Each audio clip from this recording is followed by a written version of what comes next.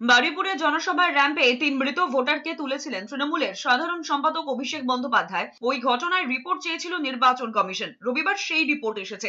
Commission সূত্রে খবর, ওই ৩ জনের মধ্যে 2 জন অনিচ্ছাকৃতভাবে ভুল হয়েছে বলে জানিয়েছেন বিএলও। রিপোর্ট দিয়ে জানিয়েছেন ইআরও, মায়ার ক্ষেত্রে ভুল হিসেবে ধরা হয়েছে। মনিরুল এবং হরেকৃষ্ণর ক্ষেত্রে বুথে তৈরি বাদের তালিকা নাম ছিল না, পরে ওয়েবসাইটে তার নাম দেখা যায়। ওই ঘটনাটি নজরে আসার পরেই মনিরুল এবং হরেকৃষ্ণর বাড়িতে যান বিএলও। ফর্ম 6 পূরণ করে নতুন করে নাম তোলার আবেদন করা হয়েছে। 3 ভোটার হলেন মনিরুল মোল্লা, হরেকৃষ্ণ গিরি এবং মায়া দাস। তাদের মধ্যে 2 জনের বাড়ি মেটিয়াবুরুজ এবং একজনের বাড়ি কাকদ্বীপে।